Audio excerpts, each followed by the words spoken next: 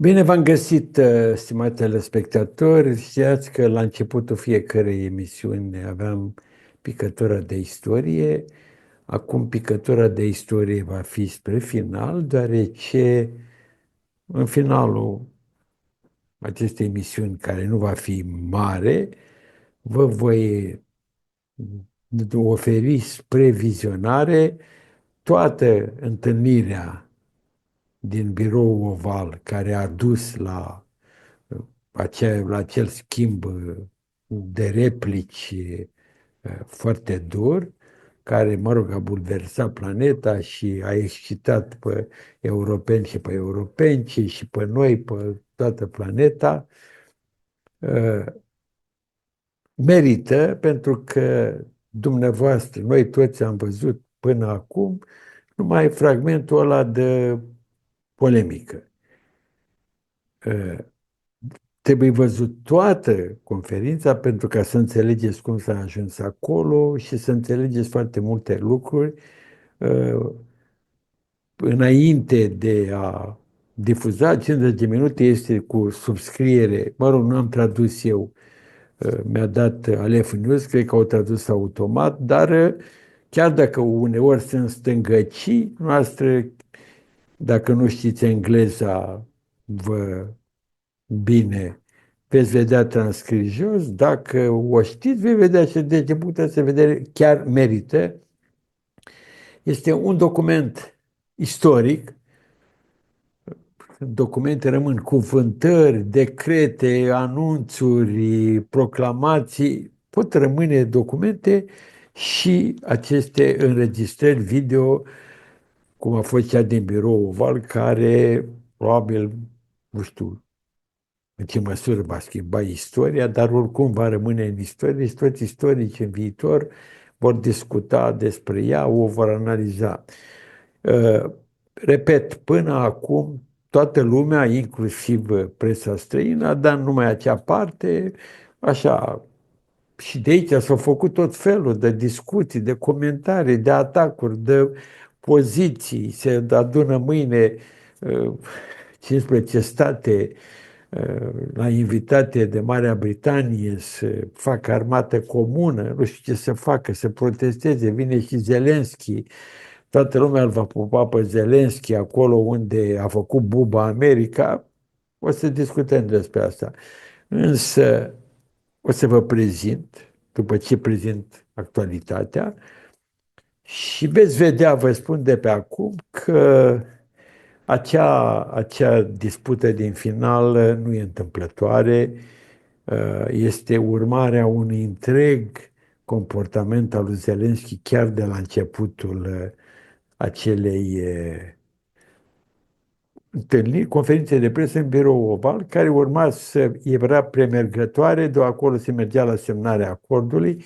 Zelensky a venit să semneze acordul cu pământul rare și apoi urma să fie o masă și niște discuții. Deci nimic nu prevestea la început, dar repet, o să vă arăt apoi, o să vă prezint înainte de a viziona, unde să fiți atenți, pentru că veți vedea, repet, vă spun, om care am văzut totul, că de fapt Zelensky a venit decis să boicoteze procesul de pace. Așa se explică de ce ei în final se schimbă, Vance și Trump, și trec la ideea că ești nerecunoscător, că ai venit aici să ne dai lecții cu tare, da? Foarte interesant.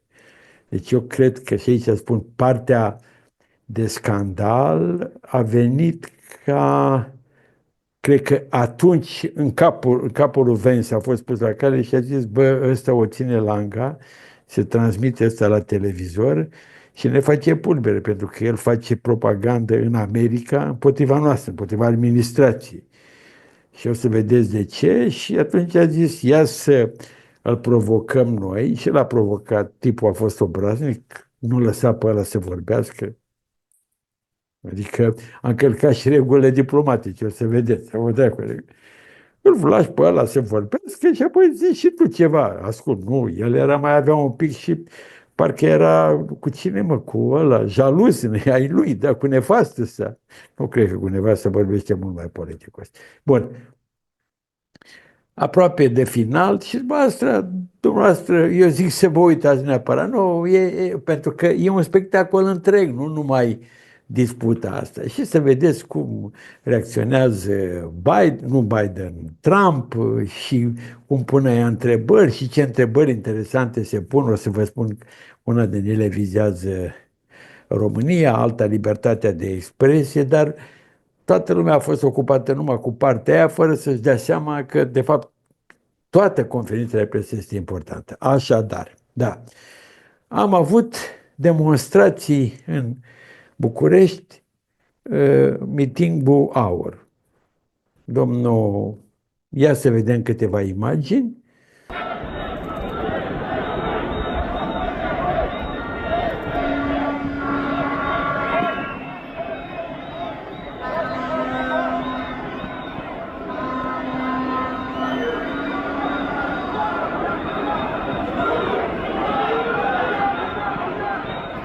Imagine, aici în Piața Victoriei.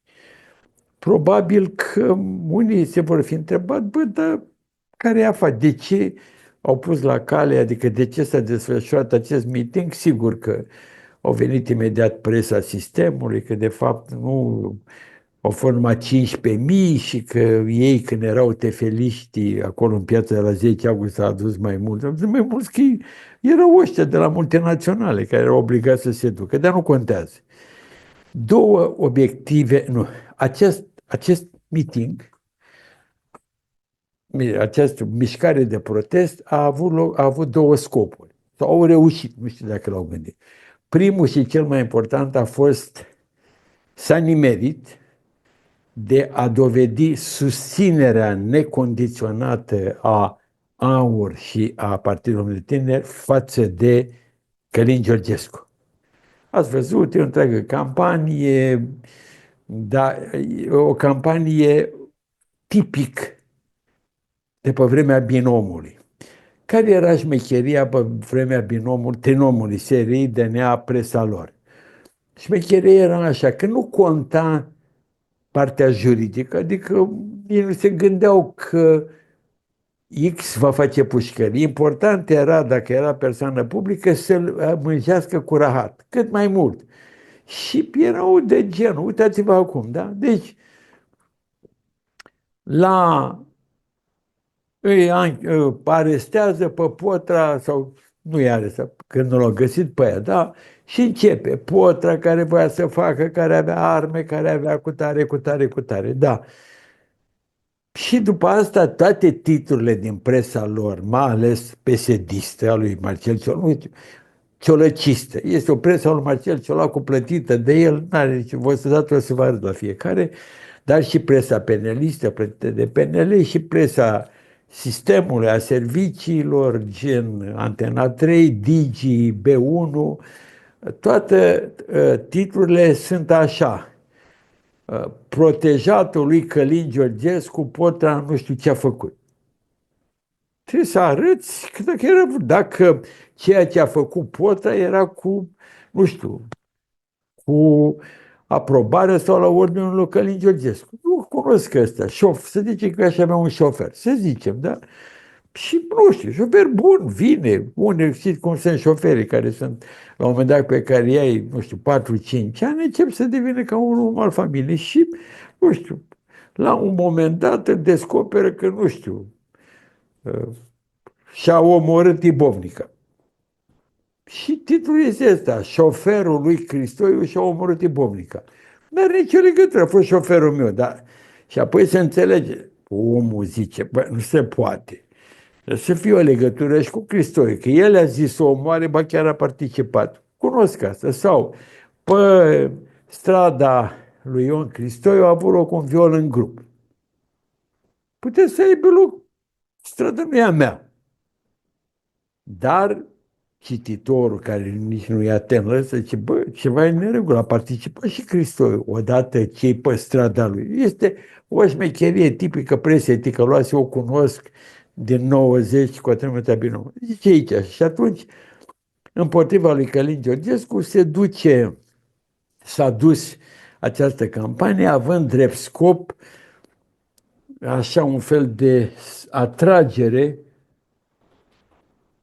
să zicem, de manipulare a celor de la AUR, a lui Călin, a lui George Simion, pe ideea, bă, având în vedere asta, s-ar putea ca el să nu fie lăsat să candideze, n-ar fi bine să te înscrii tu acum, pentru că e contra cronometru până pe 15 martie și ei zic așa, facem refuzul candidaturii se face după înscriere, după ce se termină toate candidaturile. Și atunci, da, s-au terminat înscrierile, da? Și să zic că ăsta, George Simion, bă, hai să mă înscriu și eu, că dacă îl interzice pe ăsta. Dar George Simion, după părerea mea, a vrut să demonstreze că are cap, glagorie, pentru că, bă, cum să zic, e o prostie. Chiar dacă l-ar interzice pe Călin Georgescu și ar candida George Simion, nu câștigă, îl bate la scor. Mai, după părerea mea, Nicu Șordan, care e omul sistemului, bidenist, sorosist, el e omul. Așa că e tânăr, de ce să... Da, și plus că ar fi și riscant, adică el ar pierde foarte, n-ar câștiga și ar pierde foarte mult din capitalul politic și susținătorul lui Călin Georgescu ar spune, bă, ce porc, cum să zic, poate zice, a lucrat el ca să-i se întâmple. Deci, și băi, tânăr, 30 de ani, are timp până la, cât ai, ăsta, Ilescu a fost pe la 70, 60 ceva de ani. Are timp să-i candideze încă la 3 președinții. Da. Și asta este. Și atunci a avut să arate că are susținători. Au fost totuși 15.000, s-au urcat pe scenă, ați văzut și noastră. Și al doilea scop foarte bine realizat a fost ca această demonstrație să fie legată de moțiunea de cenzură. Moțiunea de cenzură la care nu a participat USR a scos din opoziția la guvernare, la frăția asta, așa zisă pro-europeană, USR-ul, da? De fapt l-a scos și din opoziție. Marcel Ciolacu a legitimat că singura forță din opoziție este cea suveranistă. Deci deja s-a conturat de la moțiunea de cenzură că actuala putere are drept alternativă mișcarea suveranistă. Da? USR, gata, niște proști, că puteau să participe și ei la moțiunea de cenzură. Și nu mai găsesc locul. Și demonstrația de azi a fost tot a mișcării suveraniste și în felul acesta, mișcarea suveranistă, partidele acestea s-au legitimat de singura opoziție la actuala putere. Poate să măcăne pe toți ăștia de la USR de dimineață până seara. Nu merge. De proteste n-au făcut niciuna până acum, niciun protest, moțiune de cenzură n-au votat, moțiuni și gata, nu mai e. Adică, și de acum încolo tot ce greșelile care le vor face uriașe cei de la putere vor curge în favoarea mișcărilor suveraniste. Al doilea lucru pe plan intern este trebuia să vă vorbesc ieri, marea lovitura mortală dată de Victor Ponta lui Crin Antonescu. Deci, rezum, am povestit pe un TikTok. Victor Ponta, care este fost președinte al PSD, președinte, premier și al USL, a trimis o adresă la Secretariatul General al PSD în care cere să se autosuspende cu următorul motiv. Zice, eu nu voi vota în veci pe Crin Antonescu. Și dă argumentele. Crin Antonescu, PSD trebuie să aibă candidat propriu. Crin Antonescu a trădat în favoarea sistemului USL. Și așa este. Crin Antonescu a rupt USL-ul. Da? Și dacă el l-a adus pe Iohannis, deci PSD-știi știu asta. Dar după asta a zis că e un casnic întreținut de nevastă. Paranteză, foarte interesant. Când s-a anunțat candidatura Așa se discuta, așa, bă, ăștia de la G4 Media, Tapalacă care, la G4 Media este o chestie amuzantă, da? Proprietar și director este Dan Tapalacă. Și din când în când întâlnește Dan Tapalacă, jumătate de pagină e poza lui, așa ceva cam ca Mareșalul Antonescu. El avea aerul ăsta așa de, cum să zic, de a tot știutor și vine un text de-a lui, că el are de gen nu crit. Mă amuz, Silviu Brucan, cunosc editoriale scânteie din perioada stalinistă, adică Dan Tapalacă nu face analiză. El are atitudine mânie bolșevică, adică după ce a scris el, ăla sau se sinucide sau ajunge la ghilotină sau la închisoare sau demisionează. Eu nu am ăsta. Sunt mulți, marea majoritatea liderilor de opinie simt nevoia ca ei să influențeze. Eu nu vreau, eu analizez și vreau să trageți concluzia. Eu niciodată nu spun, dă-mă cu toporul.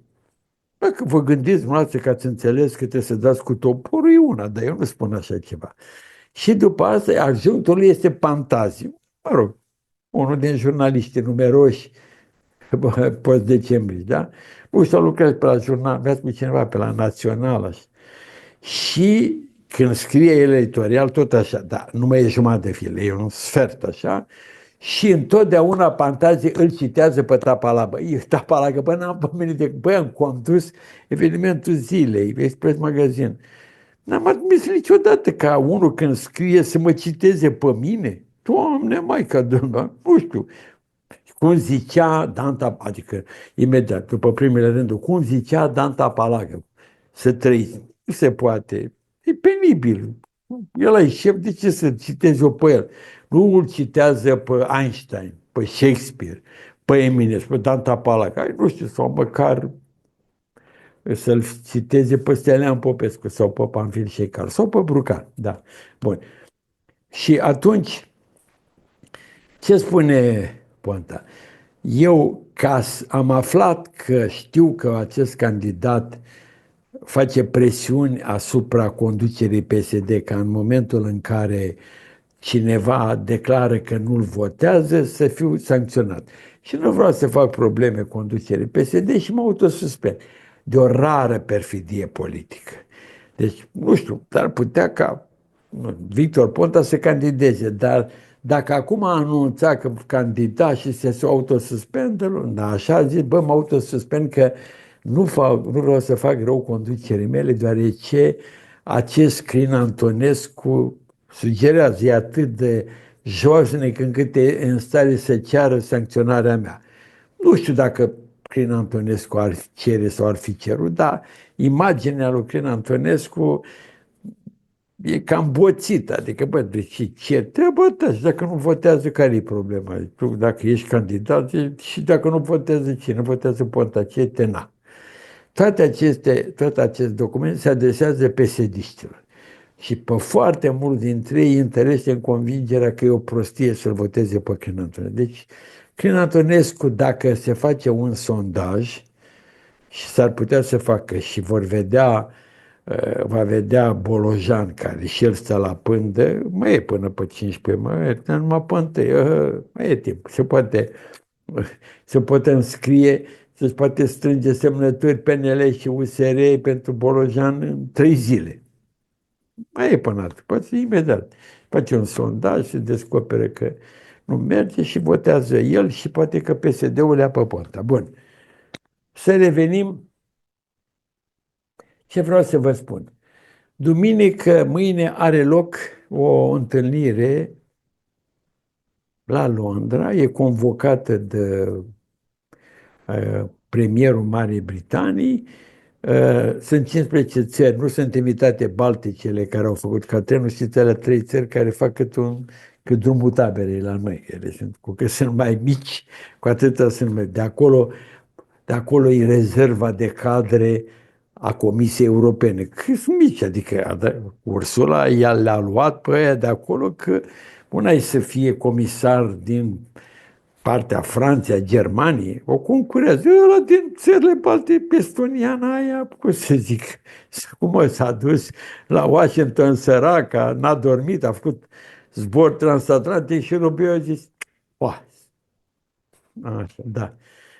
Da. Și având loc vine și Zelensky, după scandalul de la Washington, este clar o manifestare anti-american, anti-Trump. Va veni și Zelensky cu tare, da? O manifestare anti-Trump a dovedit în favoarea lui Zelensky și Ilie Bolojan, care a scris că îl susține, putea să tacă, o să discute ce am putea să facem noi românii, n-are niciun rost pentru că vreau să prezint acel document și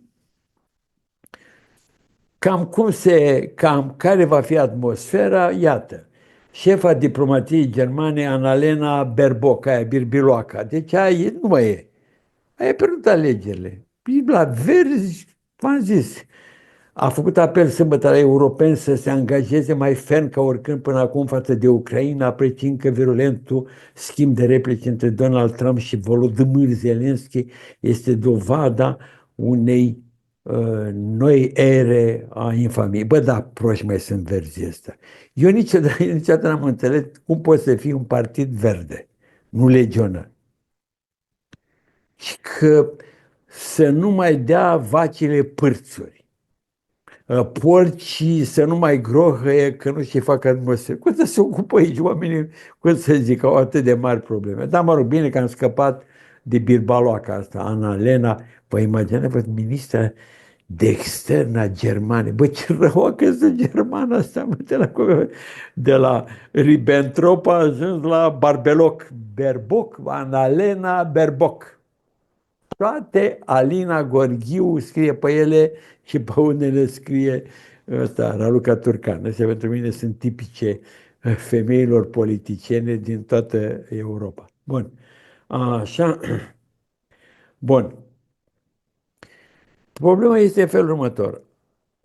Și după asta, tot birboloc ăsta al nostru Bolovan s-a dus la, aici, cum îi spune, la Chișinău, la Maia Sandu, care a ținut un discurs antirusesc. Maia Sandu este o dependentă, așa cum consumatorii de droguri sunt dependenți de drog, ea este dependentă de Zelensky.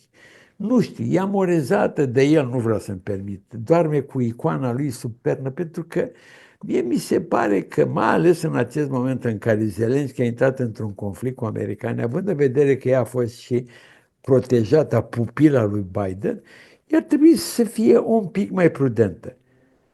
Și ar trebui să-i spună și Bolojan ăsta, Bolovan, trebuia să-i spună, bă, pentru că orice derapaj al ei, orice isteria ei, e a țării și ne atrage pe noi într-un conflict cu Rusia. De ce? Ca să o salvăm pe această Ileana Cosânzeana de la Orhei, din Orhei. Da, mă rog.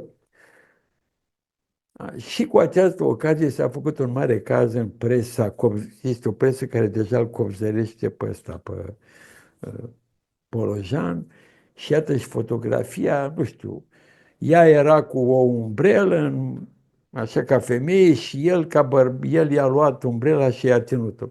Pune-mă, gentleman, păi bă, atât de tâmpit, așa de bădărani sunteți, păi e un gentleman ăla, păi ce bărbat, e atât de idiot, încât să se întâlnească cu o femeie, să o lase pe ea să țină umbrela.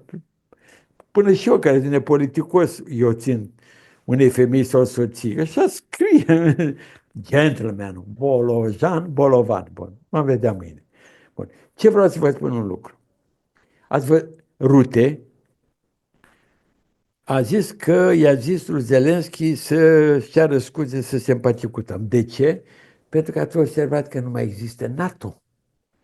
Deci mâine începe acolo procesul de dizolvare a NATO. De ce? Păi dacă faci armată europeană, ce rost mare NATO? Lasă-l, o să discut și cu armata europeană. Cum ar fi? NATO are general, are sediu. În primul rând trebuie sediu, nu o armată. Noi general, deci vom avea general NATO. Într-o țară vom avea general NATO, colonei NATO și vom avea și generali europeni care sunt din aceeași țară și colonei. Deci, în momentul în care vei pune problema, se îndeplinește visul Rusiei de dizolvarea NATO. NATO și în acel moment este cea mai bună pace dintre America și Rusia. Ucraina nu mai poate spune că intră în NATO, că NATO nu va mai fi și până același timp nu se mai pune problema că NATO s-a apropiat de granițele Rusiei pentru că NATO nu va mai fi. Așa cred că se pregătește, da. Bun, hai să discut acest moment. Deci, câteva indicații de lectură. Vreau să vă spun, potrivit acestei înregistrări, acestei discuții, lucrurile s-au întâmplat în felul următor. Americanii, Donald Trump a ținut neapărat să încheie un acord prin care Statele Unite împreună cu Ucraina, dar mai ales exploatează pământurile rare. O să vedeți pe parcursul acestui dialog că Donald Trump explică de mai multe ori câte nevoie are. Zice, noi avem petrol, dar nu avem aceste pământuri rare foarte importante pentru computere. Zice, avem și în America, dar nu putem din cauza ecologiștilor. Și atunci el spune, s-a înțeles cu Zelensky să facă un acord prin care America exploatează acele pământuri de pe teritoriul Ucrainei care nu e ocupat de ruși. Da? Și el spune, asta este și o condiție de securitate, pentru că dacă vin muncitorii noștri, dacă noi muncim acolo, investim, eu o să mă înțeleg cu Putin, n-are cum Putin să treacă granița aia de la Donbass și se bată cu mine, că în momentul în care el atacă, mă atacă pe mine, american. Logic, da? Și Volodymyr Zelensky a venit special cu aprobarea guvernului și cu textul acordului să-l semneze. Urma, potrivit protocolului, l-a așteptat președintele foarte frumos, el n-a venit la costum, o să vedem că se discută și aici, și are loc o cunoscută soi de conferință de presă în biroul oval, unde participă și Vance și Rubio, cum ar veni două delegații, cum ar veni, urmând ca să meargă apoi în aripa de să se semneze în un cadru festiv acordul și apoi urma o masă, s-a dat și meniul și discuții. Deci așa era programul. De-aia a venit Zelensky. De-aia veți vedea pe parcursul acestui dialog înregistrat că mereu Trump vorbește de acest acord. O altă preocupare a lui Trump care străbate întreg dialogul este că el vrea să facă pace pentru că nu mai vrea să moară oameni, are foarte multe imagini cu ăsta, mor și de la ruși, mor și de la, cum să zic, ucraineni, că războiul ăsta nu trebuia să înceapă și el este aproape mai ceva ca papa. El vrea să facă pace și explică la un moment dat, o să vedeți cum au oprit el două națiuni să se bată între ele și băi, eu sunt în al păcii și așa și este, în timpul primului mandat n-a fost niciun război. Are el treaba asta cu pacea, probabil că vrea să ia premiul pentru pace. Și spune, pentru ca să fac pace, nu, eu sunt arbitru, mereu spun, eu sunt la mijloc între două forțe, Rusia și Ucraina, care se urăsc. Și spune lui Zelensky, și văd că îl urăști pe Putin, și eu zice, dacă sunt la mijloc, nu pot să-l înjur pe Putin, că nu mă pot duce la Putin, apoi să ne înțelegem, eu să fiu arbitru și Putin zice, bă, cum arbitru, că m-ai făcut porc până mai ieri. Eu am spus logic. A treia caracteristică, a treia permanență acestei intervenții a lui Donald Trump este aceasta. Eu am încredere, nu, pe mine Putin nu mă va trage pe sfoară. Pentru că o să vedeți că Zelensky vine și spune că rușii nu respectă, că nici pe Obama, și ăsta spune, băi, e vorba de mine. Eu îl cunosc pe Putin și rușii au un mare interes în încheia acest acord, deci eu cred că pot să fac. Da. Deci acestea sunt trei. Da. Acestea au fost discuțiile. Problema este că veți vedea că chiar de la început, când are loc statementul, deci prima dată au loc două declarații. La prima declarație vorbește Trump și foarte bun și mulțumește lui, e fericit că Zelensky e acolo, corect, că exact așa că am venit, semnăm acordul, că soldații tăi sunt grozavi, la. Ia cuvântul Zelensky și veți vedea că de la început el vine chitit să nu facă pace. O să, deci tot statementul lui este cât de criminal e Putin, cât de periculos este, aduce niște fotografii cu, nu știu, cu prizonieri cu ăsta. Când vii și spui într-una asta, mai ales un statement, deja lui Ven și lui alea fi la rampa și lui Trump a zis, bă, ăsta nu vrea pace. Ăsta va face orice ca să boicoteze procesul de pace, da? După asta, pe parcursul întrebărilor, se conturează tot mai mult înverșunarea cu care Zelensky nu vrea pace. Dar nu numai atâta. Zelensky atacă tot timpul pe americani, pe Trump, că ei nu se pricep la Putin. Adică spune, bă, Putin nu respectă nimic, e un criminal cu tare. Să vă spun eu cine e Putin, da? Care într-un fel e jignitor și pentru Vance, și pentru Rubio, și pentru Trump. Adică vine ea și spune Trump, bă, aveți încredere că eu cred că se poate face și vine să zice, hai bă, suntem niște tâmpiți, să vă spun eu cum e, da? Și o să vedem când ajunge, să vedeți că fatală a fost. Există câteva momente la care sunt și câteva momente interesante, să vedeți cum există și momentul în care îl întreabă un jurnalist american de ce n-are costum și spune că e jignitor pentru un birou oval și ăsta răspunde cam înțepat Zelensky, el vine foarte îngânfat acolo, că o să pună la sfârșitul războiului și că o să fie un costum mai bun decât ăla, care l-a cam deranjat pe Trump, că ăla era un ziarist conservator. Da, bun. Hai să vedem că cea mai importantă, sunt două momente pe care nu le-a comentat nimeni, da? Este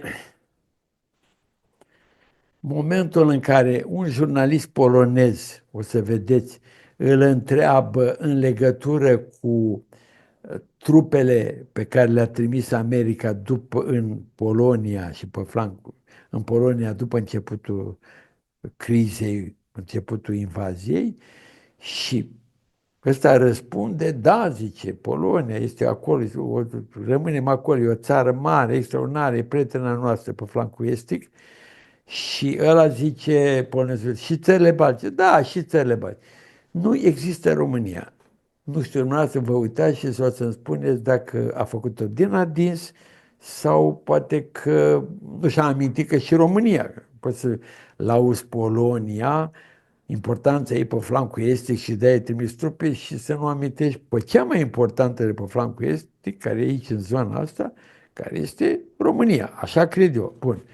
Și un moment foarte important, cred că o să îl dau și pe TikTok, este cel în care un jurnalist american întreabă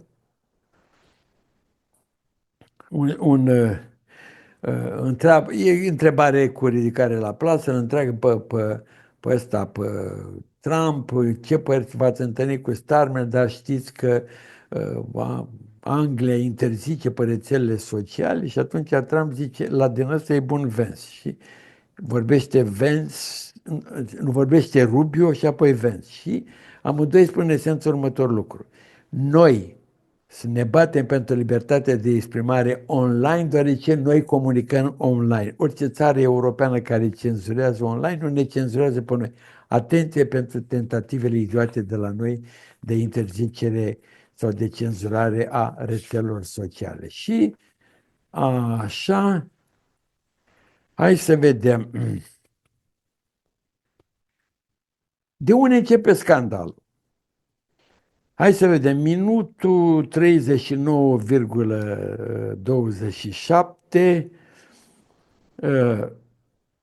Îl întreabă cineva că dacă cum să spun, dacă are încredere nu, cu cine e aliniat el, cu Trump, cu Ucraina sau cu Rusia, și el spune o întrebare stupidă, sunt aliniat cu America, și spune, da, eu sunt mijlocitor. Da. Și zice lui Zelensky, uite cât de tare îl urăști tu pe Putin, nici el nu te simpatizează, dar eu nu pot să mă duc la Putin și să fac o înțelegere între voi doi în momentul în care eu l-am înjurat pe Putin. Corect, da? Bun. Și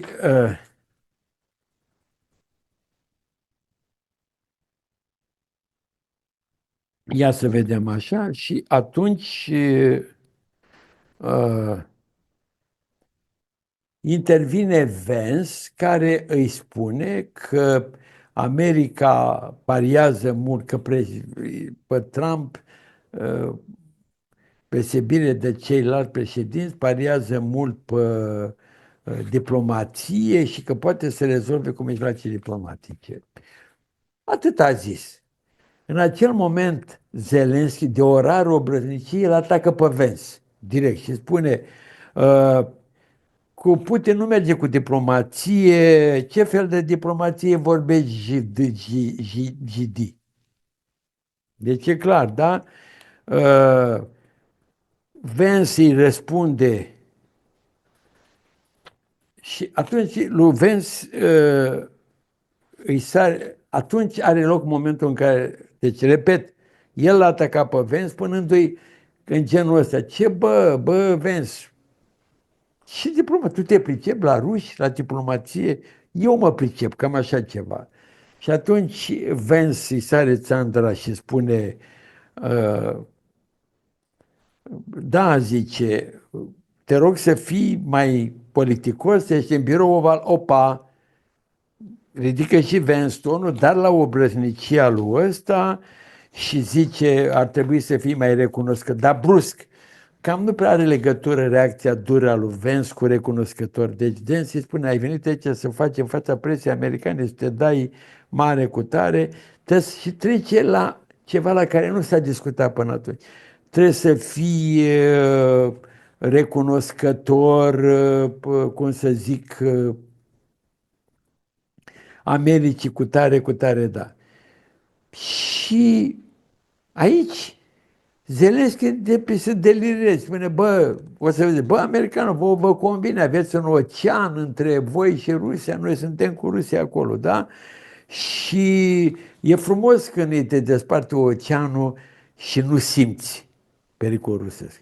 A atins în acel moment un sindrom american, când mereu americanul de la începutul secolului 20 s-a spus, da, mă, vă convine vouă, noi aici ne batem cu fiara fascistă, ne batem cu fiara sovietică, voi sunteți acolo și vă desparte oceanul. Și aici intervine Trump cu o rară duritate, da?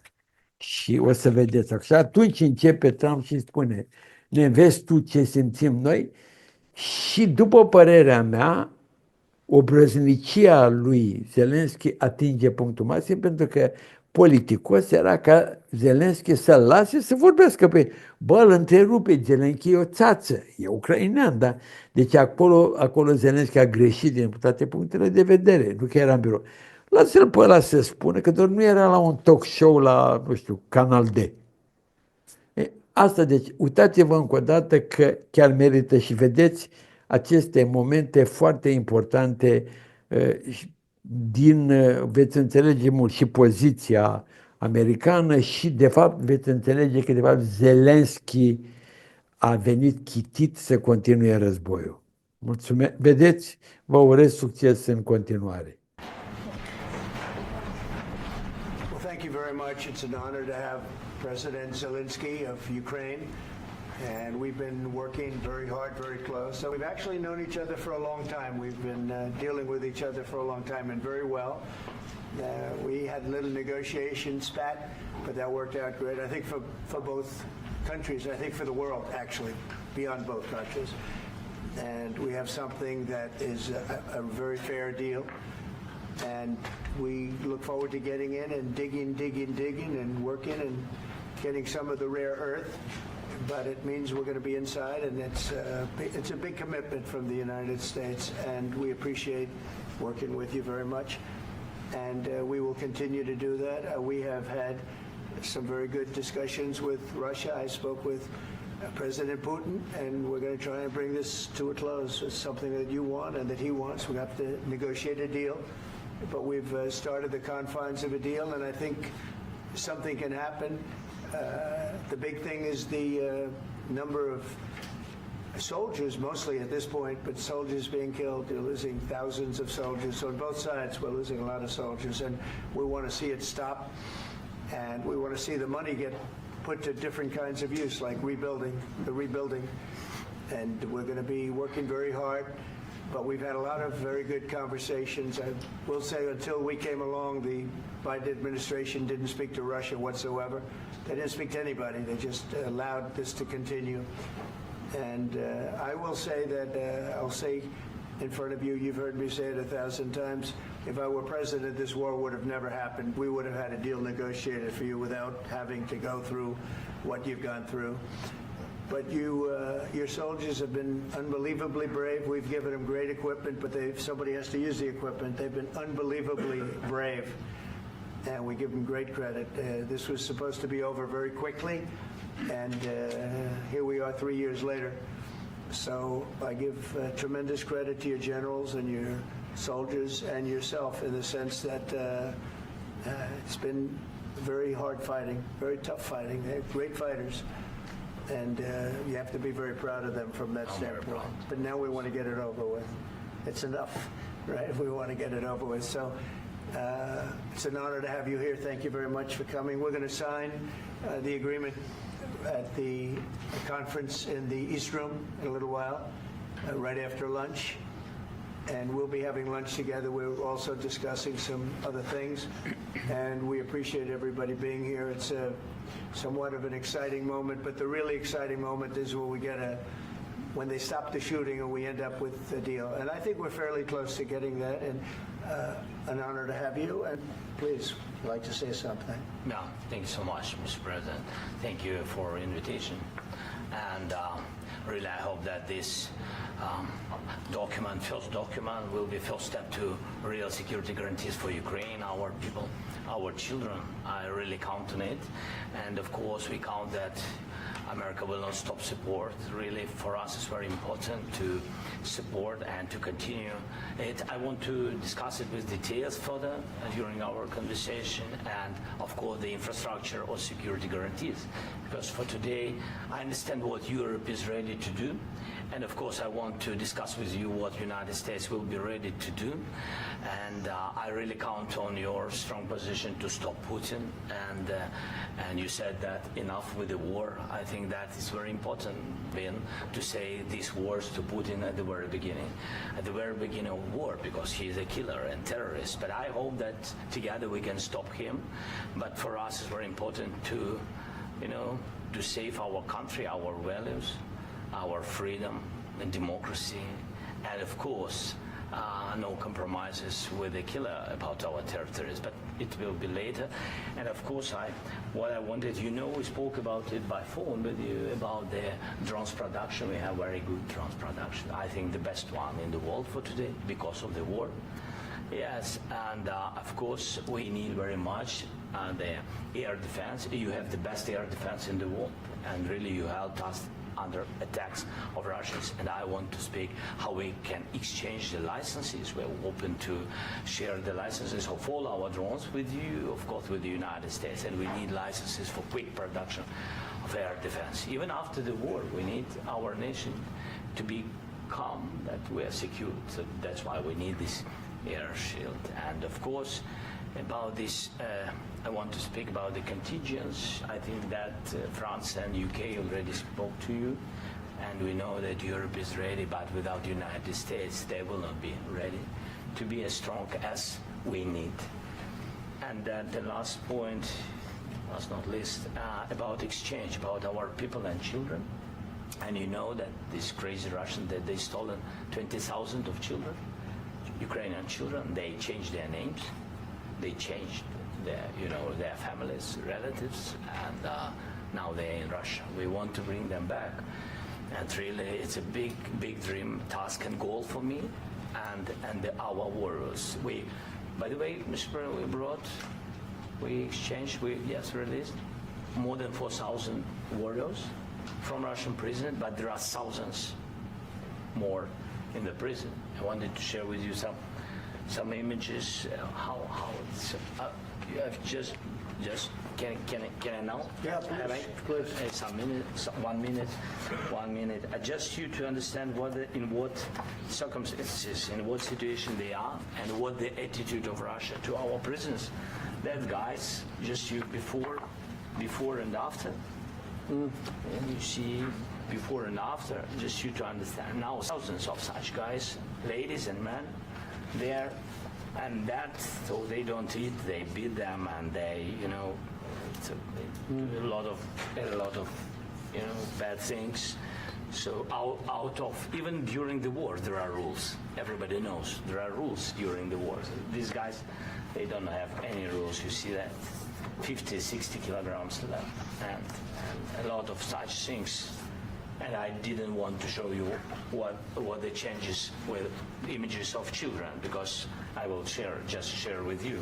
And I mean, it's looking tragic. Yep, that's tough stuff. I wanted very much to give you, and you see it. Yeah. This is pastor, by the way. They stolen pastors because it's not Russian church. They stolen pastors and moved pastors to the prison. At the end of last year, we brought 3 pastors, and we could exchange them. And this is pastor, you see. Yeah, that's tough.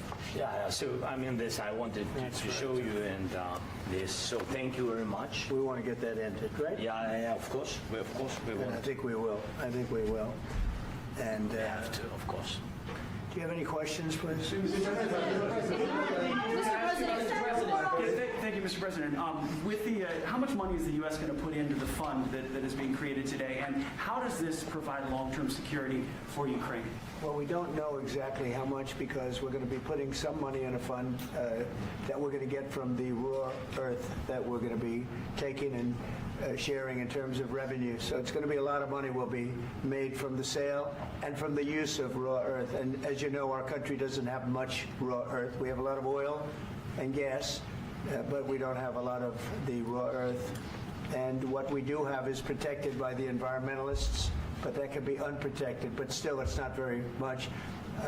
They have among the best in the world in terms of raw earth. So we're going to be using that, using it for all of the things we do, including AI and including weapons and the military, and it's really going to very much satisfy our needs. So it's something that just worked out really well. We have a lot of oil, and we have a lot of gas, we have a lot, but we don't have raw earth.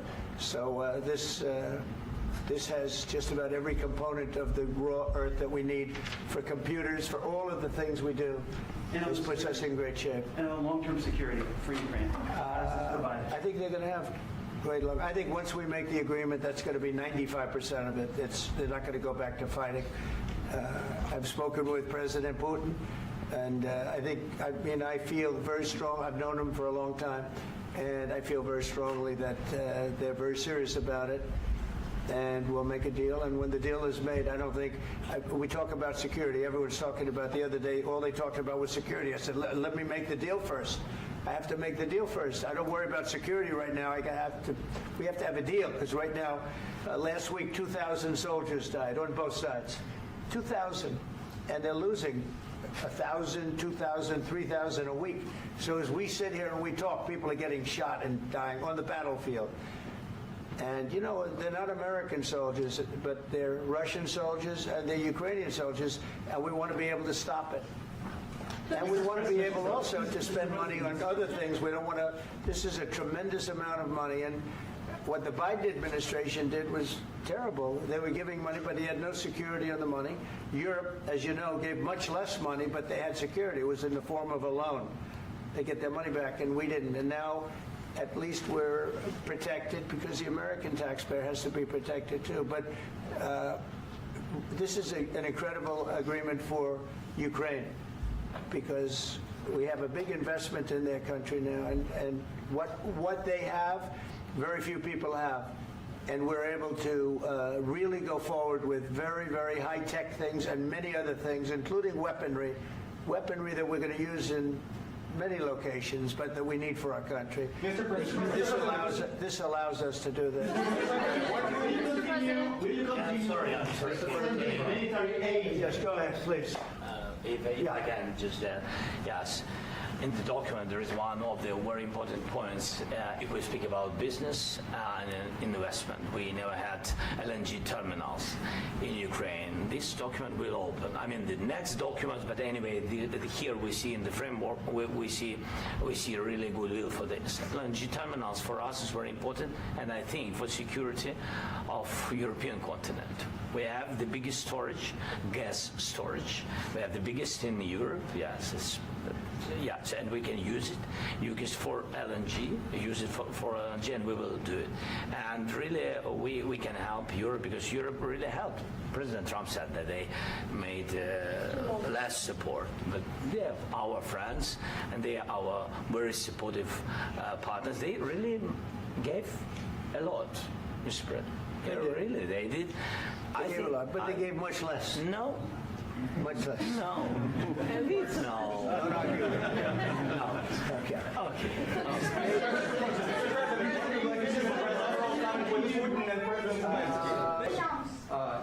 Mr. President Trump, you have repeatedly called the deal with Ukraine as a historical one. And as a President of the United States, you make historical decisions in other issues which affect America and other world. So what place in the world history do you want to take?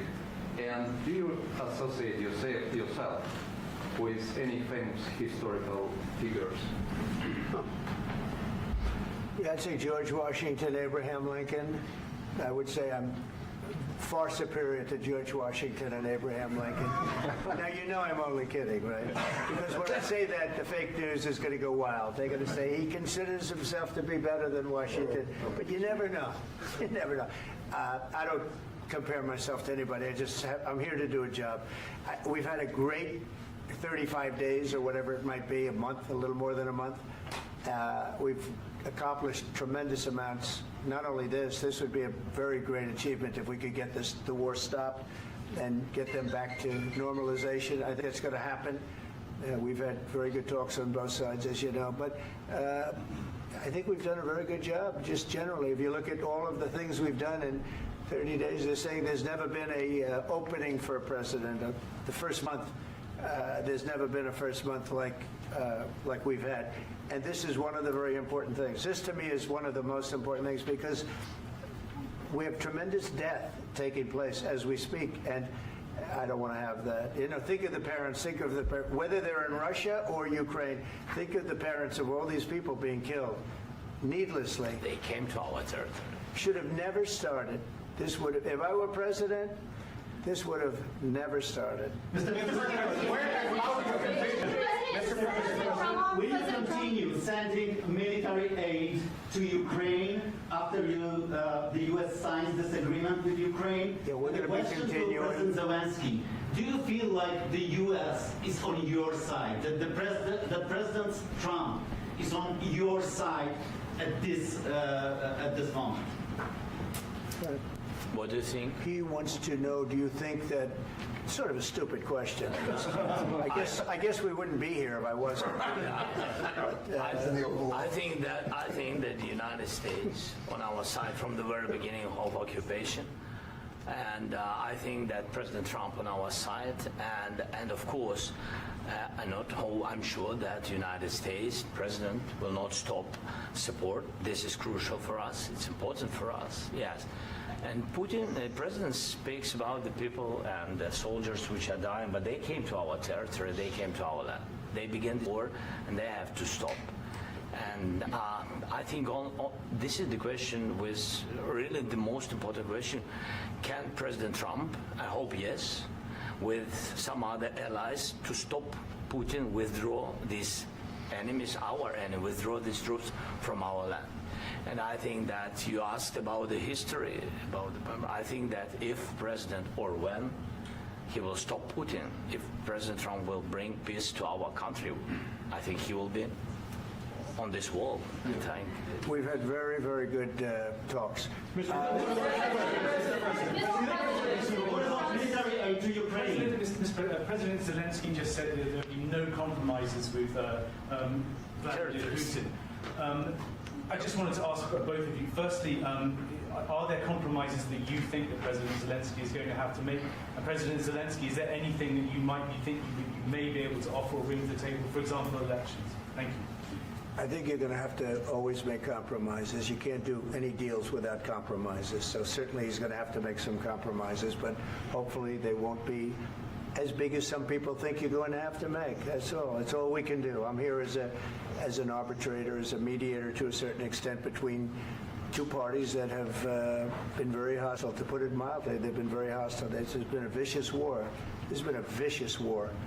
You know, it's a very level battlefield, and those bullets go out, and as I've said many times, we were talking about it with Pete, many times the only thing stopping those bullets is a human body.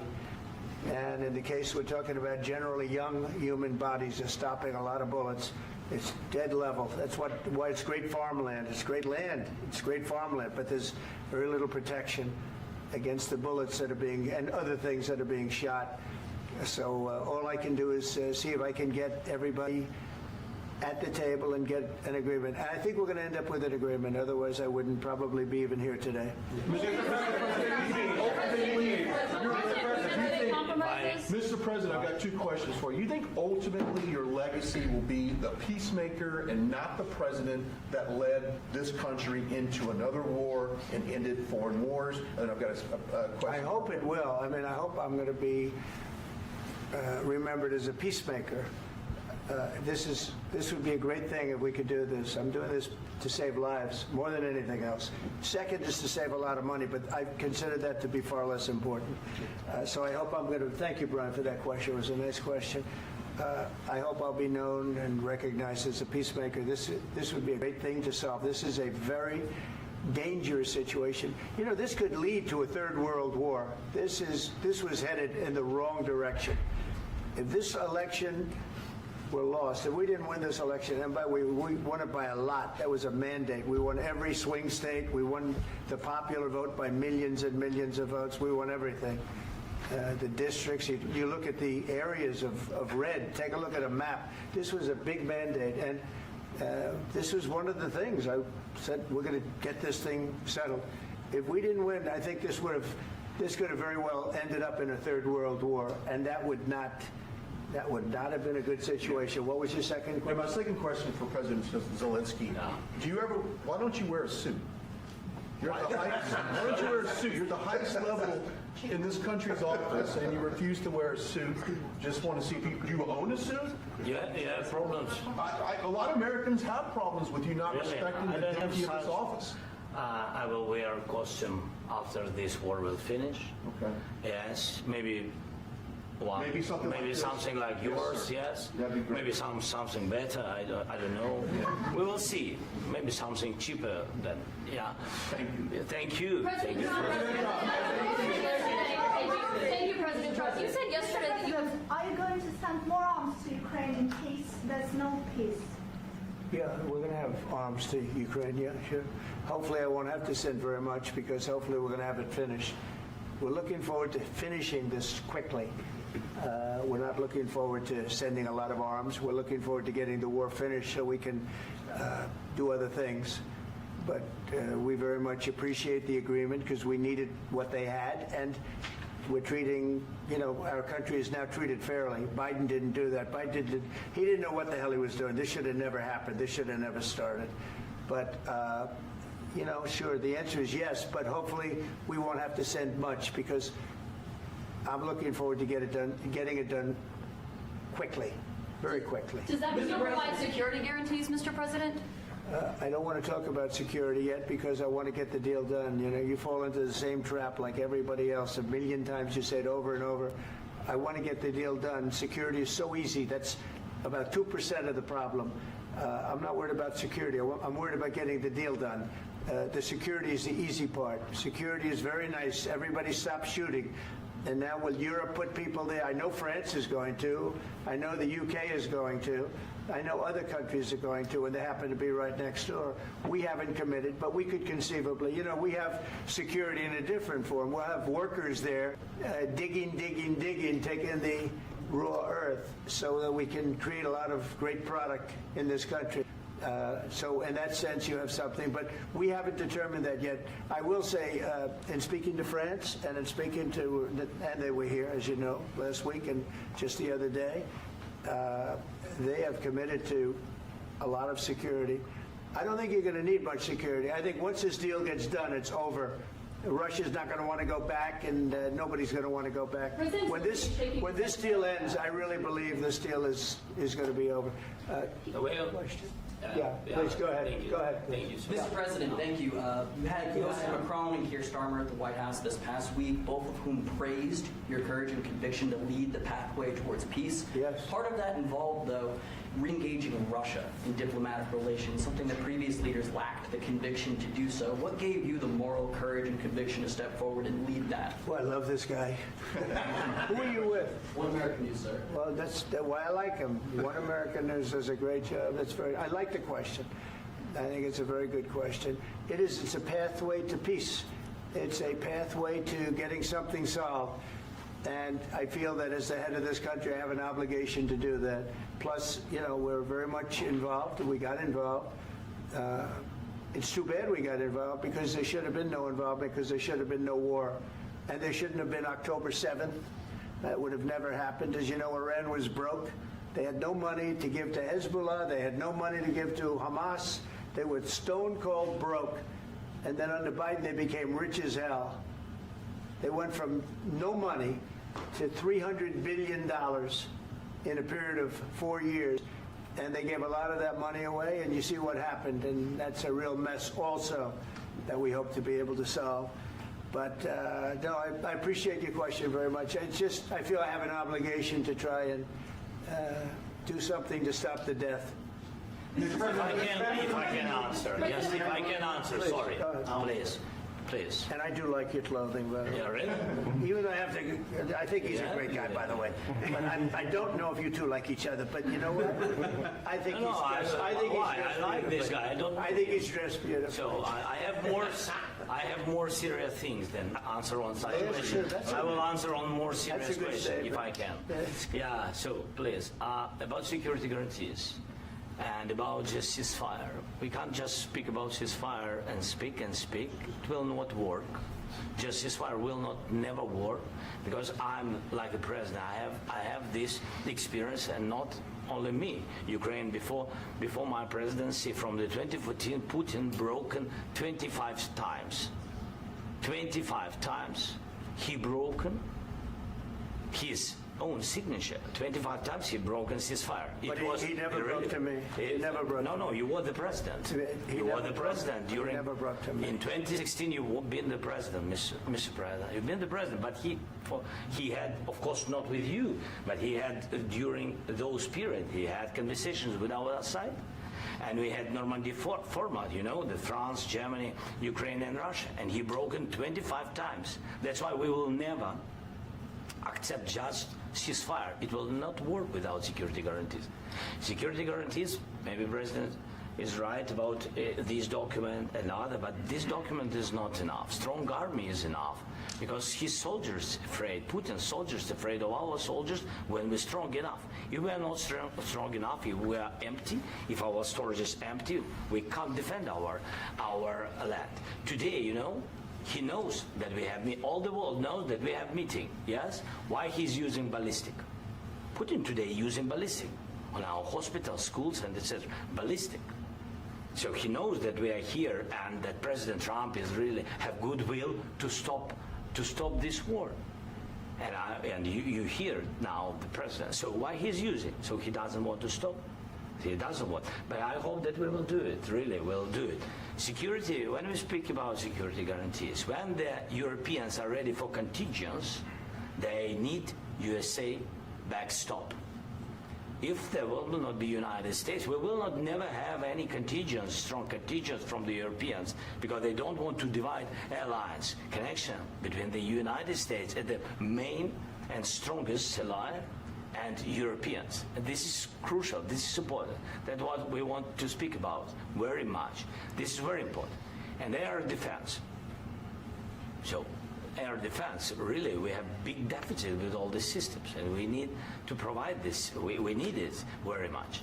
Otherwise, Putin will never stop, and will go further and further. He doesn't want. He hates us. You know, it's not about me. He hates Ukrainians. He thinks that we are not a nation. He thinks, and he shared these thoughts. I think maybe with your team also. I don't know, but with all the Europeans, in media, officially and not, he always said that there is no such country, such nation, such language, and such life like Ukrainian.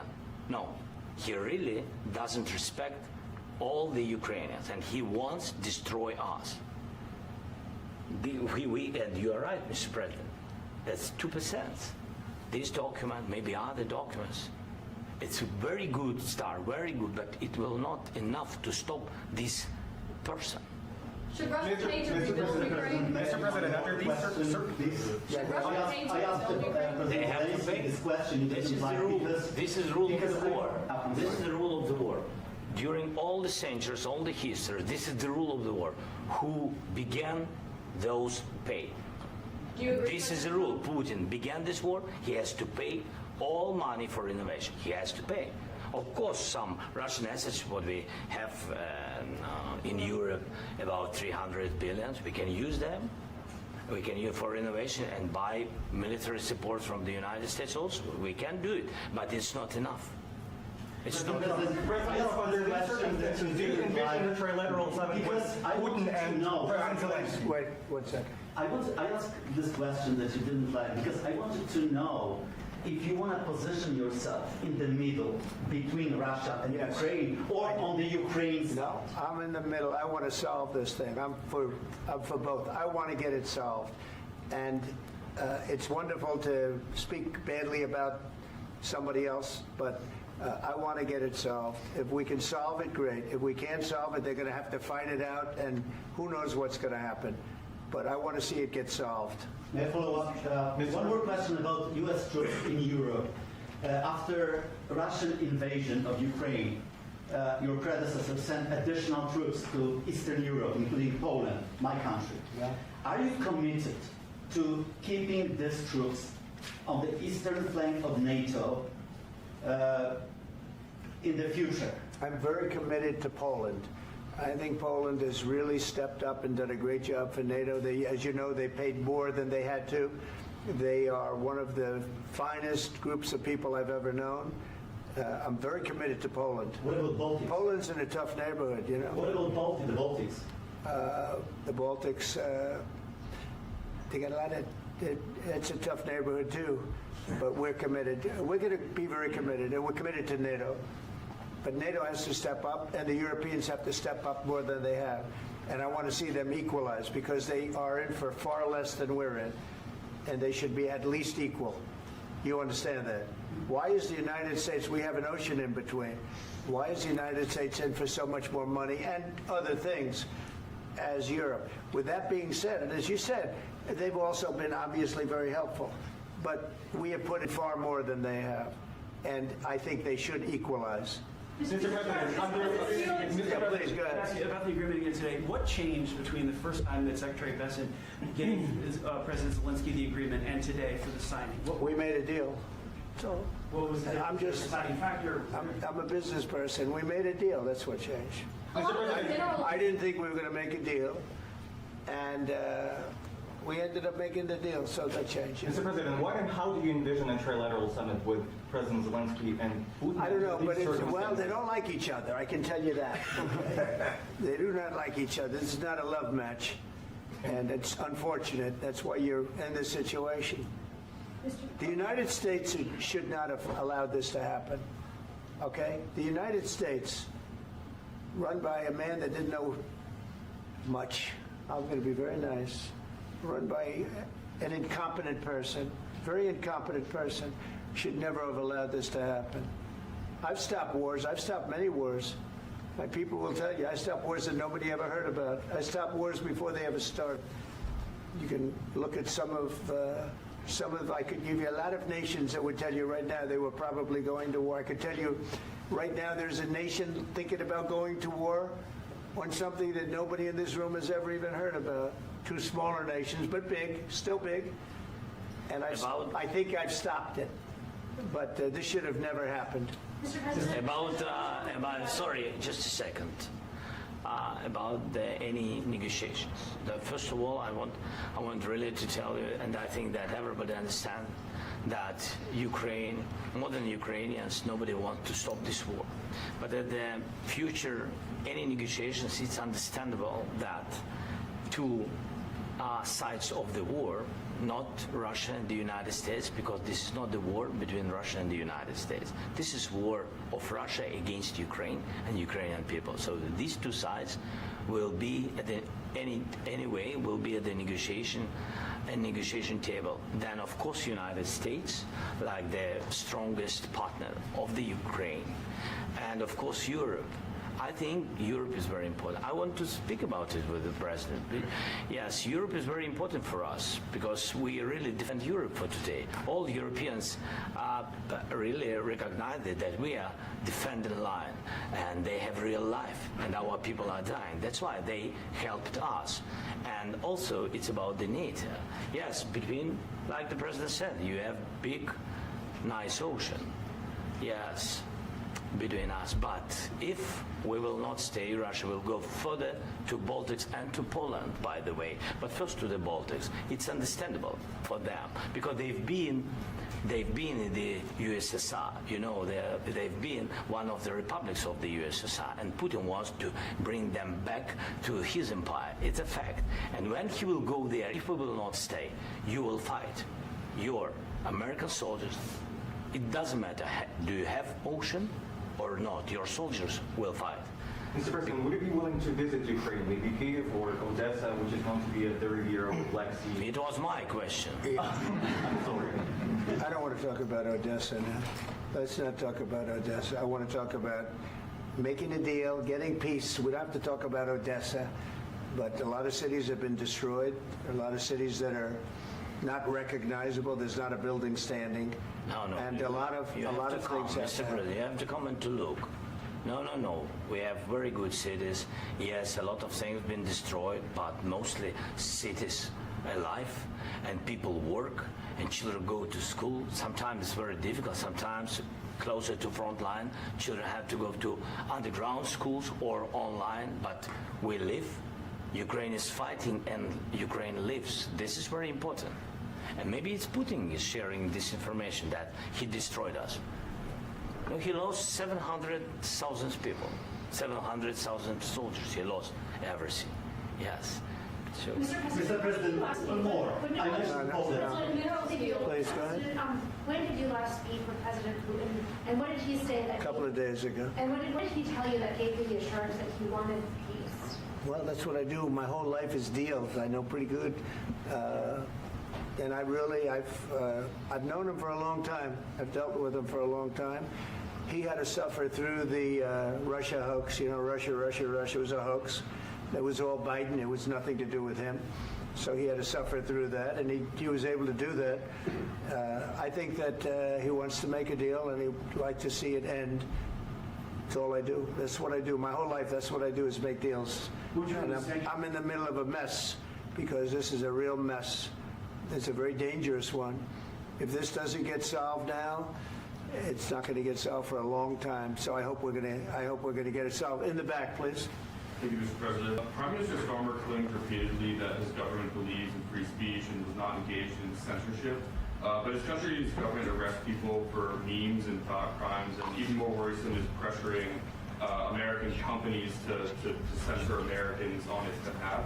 How can he be a reliable, trustworthy partner when he says things that are demonstrably false on such an important topic? Well, we actually spoke to him about that yesterday, and we thought they took it very, very much too far. JD was very strong on it. So was I. So was Marco, and we've been speaking to him about it. Marco, would you like to say something about that? We have concerns, obviously, with the conduct of those, particularly as it impacts Americans. And there's real concern that American speech, which is online, could fall into the hands of British or any country's jurisdiction. And so this is a point the Vice President made at Munich, and I think it's a very compelling one, that what unites us with Europe, as much as anything else, is these shared values, and one of them being free speech. And so if Americans are threatened by it, we're going to need to take action in that regard. Mr. President. It's actually a very important question. We spoke about this in detail with the Prime Minister, the Foreign Secretary, and others at lunch yesterday, and I know that Secretary of Commerce Lutnick followed up in private meetings last night. This is really important. We believe Americans have the right to speak their mind, even if we in this room disagree with them. They have the right to speak their mind in the public square, which is often online these days, and we're going to defend that right as it pertains to American companies and American citizens vigorously if we have to. I do think that under the President's leadership, we're going to find common ground with our friends in the UK on this question, but it remains to be seen. The principle that will guide us is we believe in free speech in this country, and we'll fight for it for American citizens. Mr. President, on the deal, is there any other oil and gas component to the deal? Is it all critical? A little bit. We'll see. On LNG? But we're not really looking for that so much. We got a lot. We have more than anybody in the world, by far. So no, we're not talking about it too much, but a little bit. I think it affects also, but for the most part, no. And sir, is there any agreement from Ukraine to purchase U.S. LNG as part of the deal, or is that on the table at all? No, we don't need that. Mr. President, I just wanted to ask you about, you just mentioned that you'd spoken to Vladimir Putin a couple of days ago. Just to be clear, that's a new call, not the one that you... I've spoken to him on numerous occasions. Okay. And how was the latest call? What did you discuss? How did it go? Are you serious with that question? I am. I'd love to know. It went well. I think we're going to have a deal. On the minerals deal, Mr. President, some of those minerals are in the east of Ukraine, not far from the front lines and in areas that Russia has occupied. Will you direct President Putin to withdraw his forces from those areas if there's U.S. interest? Well, we'll take a look at the time. We have a lot of area.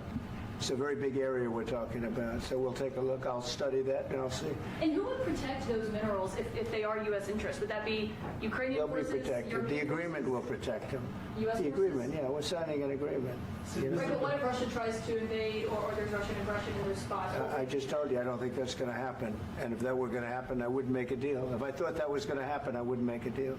Some people may wonder why. You ought to focus on CNN on survival, not asking me these ridiculous questions. Focus on surviving, because CNN's got such low ratings. I don't think they're going to survive. Let's go. I already mentioned Poland. Poland was under Russian control for decades after the World War.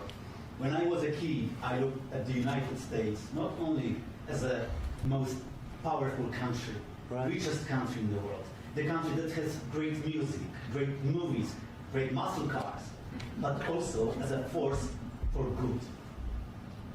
And now I'm talking with my friends in Poland, and they are worried that you align yourself too much with Putin. What's your message for them? Well, if I didn't align myself with both of them, you'd never have a deal. You want me to say really terrible things about Putin and then say, "Hi, Vladimir, how are we doing on the deal?" That doesn't work that way. I'm not aligned with Putin. I'm not aligned with anybody. I'm aligned with the United States of America. And for the good of the world, I'm aligned with the world. And I want to get this thing over with. You see the hatred he's got for Putin. It's very tough for me to make a deal with that kind of hate. He's got tremendous hatred. And I understand that, but I can tell you the other side isn't exactly in love with, him either. So it's not a question of alignment. I'm aligned with the world. I want to get the thing set. I'm aligned with Europe.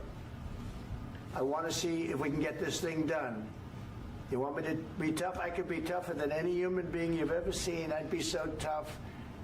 But you're never going to get a deal that way, so that's the way it goes. All right, one more question. I will respond to this. So look, for 4 years in the United States of America, we had a president who stood up at press conferences and talked tough about Vladimir Putin, and then Putin invaded Ukraine and destroyed a significant chunk of the country. The path to peace and the path to prosperity is maybe engaging in diplomacy. We tried the pathway of Joe Biden of thumping our chest and pretending that the President of the United States' words mattered more than the President of the United States' actions. What makes America a good country is America engaging in diplomacy. That's what President Trump is doing. Can I ask you? Sure. Yeah? Yeah. Okay. So he occupied our parts, big parts of Ukraine, part of East and Crimea. So he occupied it on 2014. So during a lot of years, so I'm not speaking about just Biden, but those time was Obama, then President Obama, then President Trump, then President Biden, now President Trump, and God bless, now President Trump will stop him. But during 2014, nobody stopped him. He just occupied and took. He killed people. You know what the contact 2015. 2014. 2014 and 2014. 2014? Yeah. So I was not here. Yeah, but that's exactly right. Yes, but during 2014 till 2022, yeah, the situation the same. The people have been dying on the contact line. Nobody stopped him. You know that we had conversations with him, a lot of conversations, my bilateral conversation, and we signed with him, me, like a new president. In 2019, I signed with him the deal. I signed with him, Macron and Merkel, we signed ceasefire. Ceasefire. All of them told me that he will never go. We signed him with gas contract. Gas contract. Yes, but after that, he broken this ceasefire. He killed our people and he didn't exchange prisoners. We signed the exchange of prisoners, but he didn't do it. What kind of diplomacy, JD, you are speaking about? What do you mean? I'm talking about the kind of diplomacy that's going to end the destruction of your country. Yes, but if you Mr. President, with respect, I think it's disrespectful for you to come into the Oval Office and try to litigate this in front of the American media. Right now, you guys are going around and forcing conscripts to the front lines because you have manpower problems. You should be thanking the President for trying to bring an end to this conflict. Have you ever been to Ukraine that you say what problems we have? I have been to. Come once. I've actually watched and seen the stories, and I know what happens is you bring them on a propaganda tour, Mr. President. Do you disagree that you've had problems bringing people into your military? And do you think that it's respectful to come to the Oval Office of the United States of America and attack the administration that is trying to prevent the destruction of your country?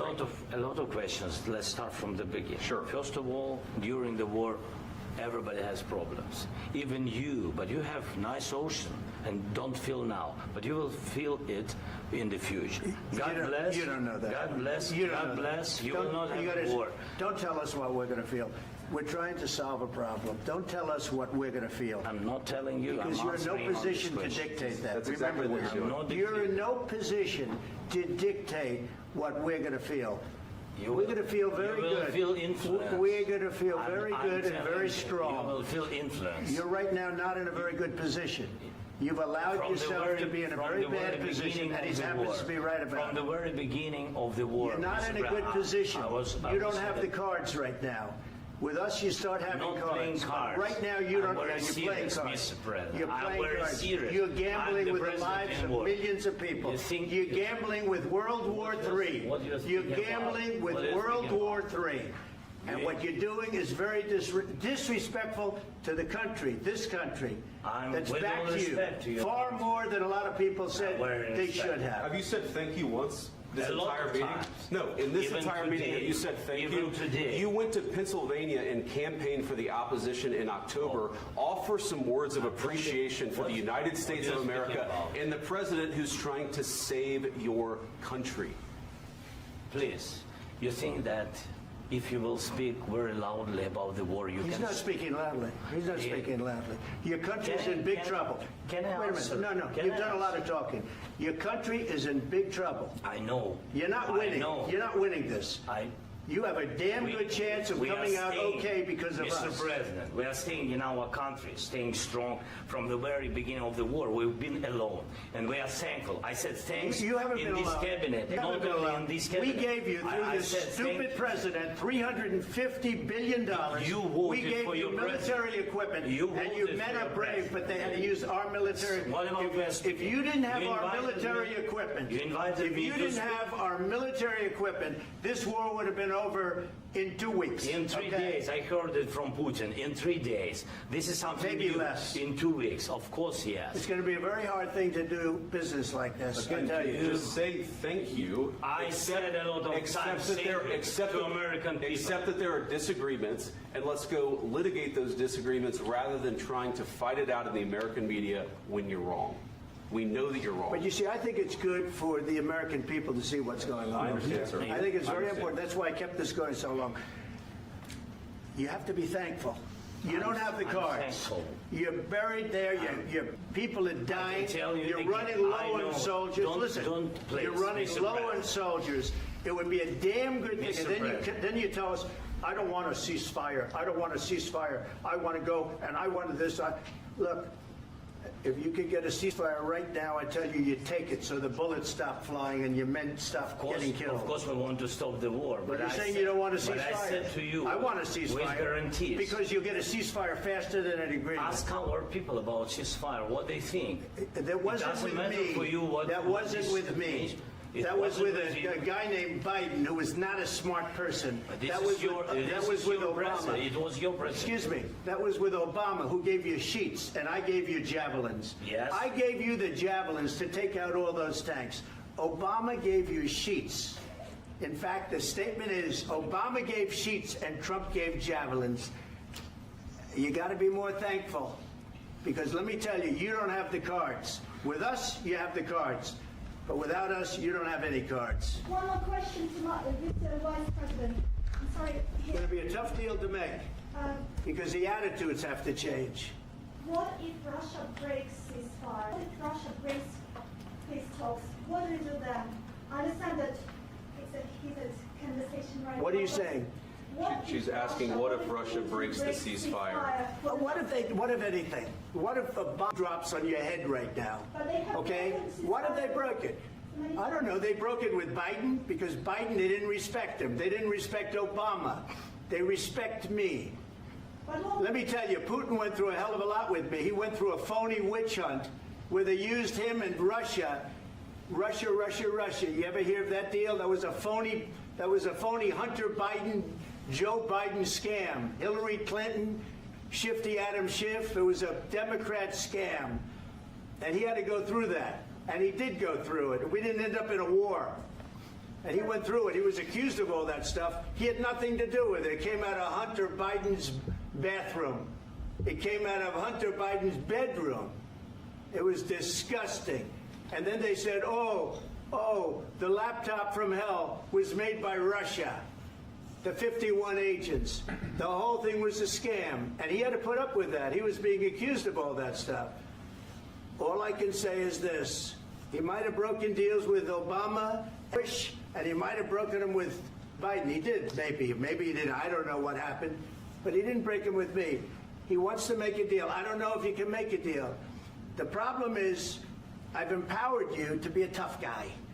And I don't think you'd be a tough guy without the United States. And your people are very brave. But you're either going to make a deal or we're out. And if we're out, you'll fight it out. I don't think it's going to be pretty, but you'll fight it out. But you don't have the cards. But once we sign that deal, you're in a much better position. But you're not acting at all thankful. And that's not a nice thing. I'll be honest, that's not a nice thing. All right, I think we've seen enough. What do you think? What's this negotiation? This is going to be great television, I will say that.